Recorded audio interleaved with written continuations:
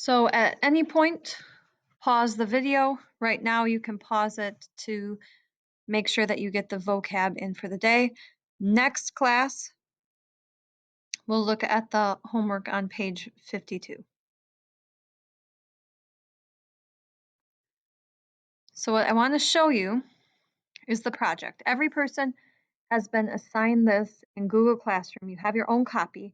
So you're going to start with completing this research. And the objective is to demonstrate the knowledge of your atoms or of atoms, elements, and isotopes. So it says your teacher will assign you an element. Everybody has been assigned an element. However, if you forgot what element you drew, or if you were absent on the day that we assigned it, the teacher has a copy of all of the names and who has signed up for what. You can take a look at that copy when appropriate, when you're working, and check which element you were assigned so that you are completing the project on the correct element. And then you're going to type that here. Nobody has been assigned hydrogen, so I'm going to complete just a couple of examples through here with hydrogen.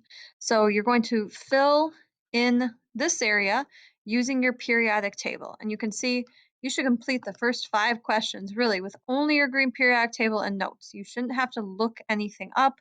Sometimes the answers online are not quite what I'm looking for. They're doing it a slightly different way, or there's multiple ways and you were taught one of the methods. So please figure out the name, atomic number, mass number. For the mass number, use the most abundant isotope. If you have to research which one is the most abundant, because you're going to have to do that in a little bit, that'll be fine. But really, if I looked up a hydrogen, on the periodic table it says 1.00794. So most likely 1 is the most abundant. Whatever that average atomic mass number is closest to, that is probably your most abundant. So next you're going to create a Bohr model. You can draw it or you can create a digital drawing, but of your atom, and then you're going to insert it here. Draw the orbital diagram. So again, photo drawing or a digital drawing, insert it, and then you're going to write your configuration. I wanted to show you this part because for hydrogen, it is 1s1, and really that's the shorthand too because hydrogen has no noble gas before it. But to add that superscript, you're going to go to Format, Text, and right here is superscript. So if I add that, I will get a superscript answer. And you can undo the underlined if that is looking odd. Whoops.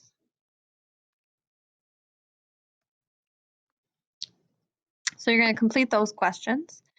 Now you're going to have to do some research. So at this point, you shouldn't be able to only use your periodic table and your notes. Anything that you do, you should be using a citation or citing it and use a website to help you. I have a link to one right here, so if you click on it, you can scroll and go to that link.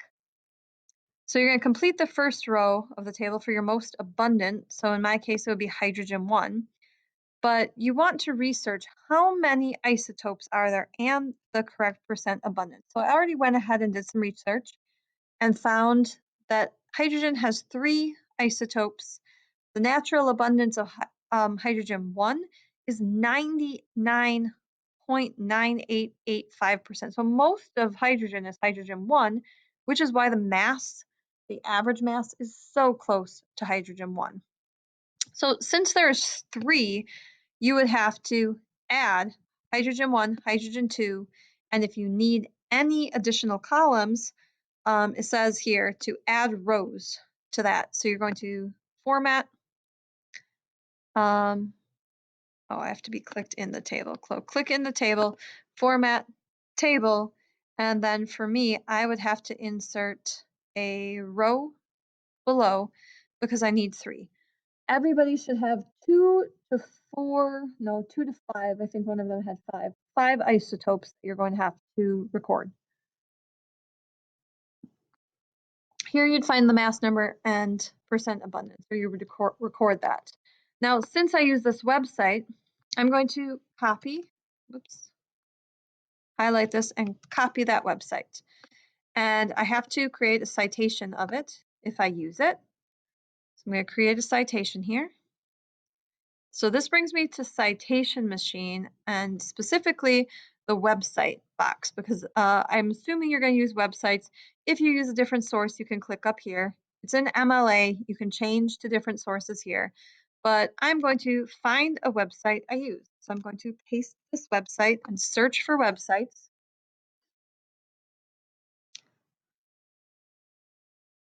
And then once it finds it, you're going to say, yep, that is definitely the website I used.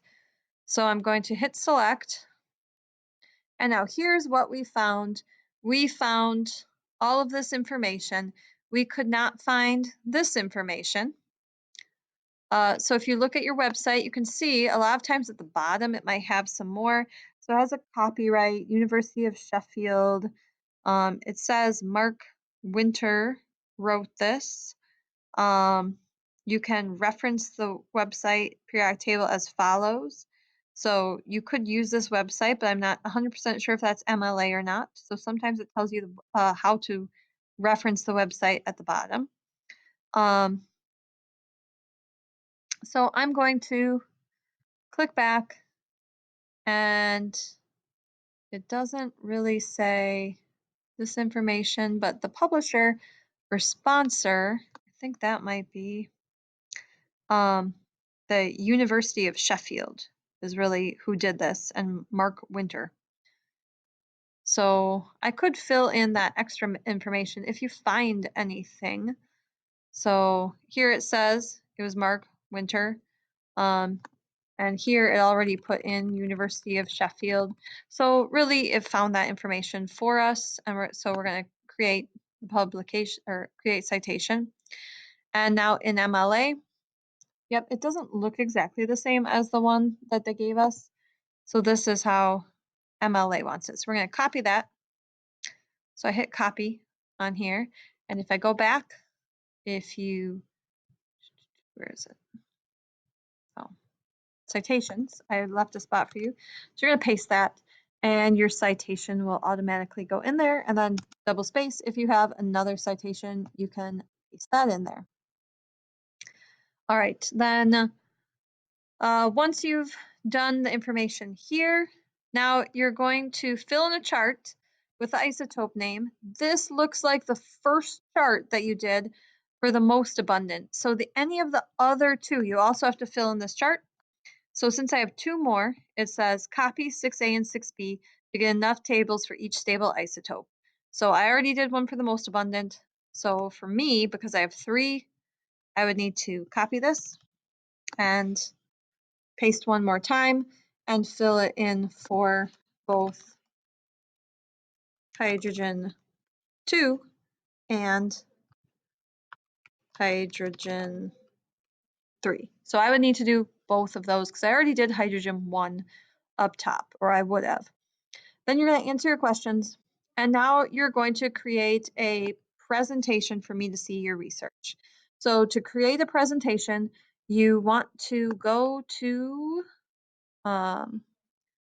your Drive,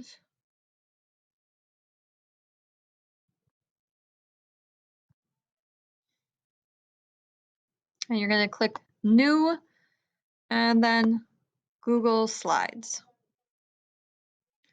Now at this point, you can pick a different theme, you can pick a color scheme, you can pick how you want it to look. Which one do you think is professional, appropriate, would be looking like your atom? Maybe it reminds you as you've done research. This one has some bubbles. You can change the colors to maybe the color your atom burns or something. Tie it in some way to your atom itself. And then in the project, it tells you exactly on the first slide, this is what should be there. On the second slide, all of this now, the rest of the slides really is from your research. So you can mostly copy and paste the research that you've done into a slide presentation. Some of the stuff you have to find additional pictures for. And then this is the rubric at the bottom. I'm going to grade it. So it has an introduction slide. The most abundant isotope has all the correct information. You have the correct number of isotopes. Each isotope has the information correct. The isotopes table is correct. Describe why elements can have isotopes. So you answer all the questions correct. Layout of the presentation is well construction. The presentation is creative, colorful, design. Here it talks about pictures. So you can read through this rubric and decide, do you have all of the parts to get a good grade? All right, so the rest of the class is to work on that presentation for your element. Remember to sign out a computer.